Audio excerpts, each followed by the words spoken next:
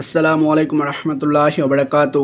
আজকে দ্বিতীয় শ্রেণীর অধ্যায় 2 70 পৃষ্ঠার সৃজনশীল প্রশ্নের সমাধান করব। তো 7 নং প্রশ্নটির সমাধান করব সৃজনশীল। তো এখানে আছে দুইটা পাত্র দেওয়া আছে, এটা হচ্ছে পাত্র একটা আর এটা হচ্ছে দ্বিতীয় পাত্র। তো এটা হচ্ছে প্রথম পাত্র, এটা হচ্ছে দ্বিতীয় পাত্র। প্রথম পাত্রে 235 গ্লাস পানি আটে আর দ্বিতীয় পাত্রে হচ্ছে 365 গ্লাস পানি আছে। তো চিত্র দুইটি পাত্রে পানি দেখানো হলো, অর্থাৎ চিত্রে দুটিতে পানি দেওয়া আছে। তো ক নাম্বার প্রশ্ন আছে কোন পাত্রে পানি বেশি। এখন প্রথম পাত্রে পানি ছিল হচ্ছে 235 গ্লাস আর দ্বিতীয় পাত্রে পানি ছিল 365 গ্লাস।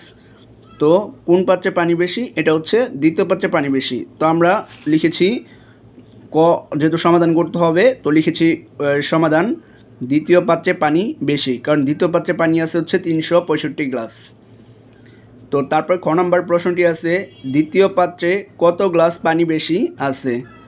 প্রথম পাত্রে ছিল 235 গ্লাস, দ্বিতীয় পাত্রে 365 গ্লাস পানি আছে। এখন দ্বিতীয় পাত্রে কত গ্লাস বেশি পানি আছে প্রথম গ্লাস থেকে সেটা বের করতে হবে। তো যেহেতু সমাধান করতে হবে তো প্রথমে লিখব হচ্ছে দ্বিতীয় পাত্রে পানি আছে।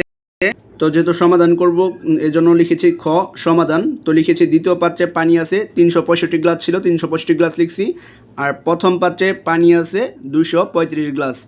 এখন বলছিল প্রশ্নে যে কোন পাত্রে বেশি পানি আছে, দ্বিতীয় পাত্রে কোন কত গ্লাস পানি বেশি আছে। তো যেহেতু এটা বিয়োগ করতে হবে, কারণ দ্বিতীয় পাত্র যে পানি আছে যত গ্লাস তা থেকে যদি প্রথম গ্লাসের পানিগুলো বাদ দেই তাহলে আমরা কিন্তু কত গ্লাস পানি আছে বেশি দ্বিতীয় পাত্রে সেটা আমরা পেয়ে যাব।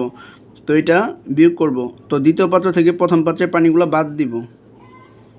তো বিয়োগ চিহ্ন দিয়েছি, তারপর একটা দাগ দিয়েছি। এখন লিখছি দ্বিতীয় পাত্রে পানি বেশি আছে, কারণ দেখুন আমাদের প্রশ্নে ছিল দ্বিতীয় পাত্রে কত গ্লাস পানি বেশি আছে। তো আমরা এই লাইনটা লিখছি দ্বিতীয় পাত্রে পানি বেশি আছে। তো এখানেও তাই লিখছি দ্বিতীয় পাত্রে পানি বেশি আছে সমান দিয়েছি। এখন হচ্ছে বিয়োগ করব। 5 থেকে 5 বিয়োগ করলে হবে 0, 6 থেকে 3 বিয়োগ করলে হবে 3, 3 থেকে 2 বিয়োগ করলে হবে 1 আর শেষে গ্লাস দিয়েছি, অর্থাৎ 130 গ্লাস পানি বেশি আছে দ্বিতীয় পাত্রে। তো এটা হচ্ছে খ নং প্রশ্নটির সমাধান। এখন হচ্ছে গ নং প্রশ্নটির সমাধান করব। তো গ নং প্রশ্নটি হচ্ছে দুইটি পাত্রে মোট কত গ্লাস পানি আছে। তো প্রথম পাত্র আর দ্বিতীয় পাত্র এই দুইটা পাত্রে পানি কত আছে এটা যোগ করতে হবে, কারণ মোট থাকলে যোগ করতে হয়। তো যেহেতু সমাধান করব এই জন্য লিখেছি গ সমাধান। তো প্রথম পাত্রে পানি আছে হচ্ছে 235 গ্লাস, তারপর লিখেছি দ্বিতীয় পাত্রে পানি আছে 365 গ্লাস।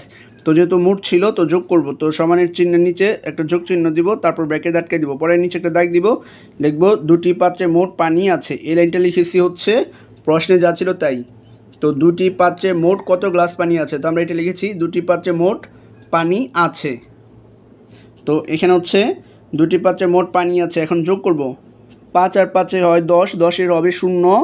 তো হাতে আছে 1, হাতের একটা যাবে নিচে, 6 আর হাতের 1 হয় 7, 7 আর 3 10, 10 0। তো হাতে আছে 1, হাতের একটা যাবে নিচে, 3 আর 1 হাতের 1 4, 4 আর 2 6। তো 600 শেষে গ্লাস লিখেছি।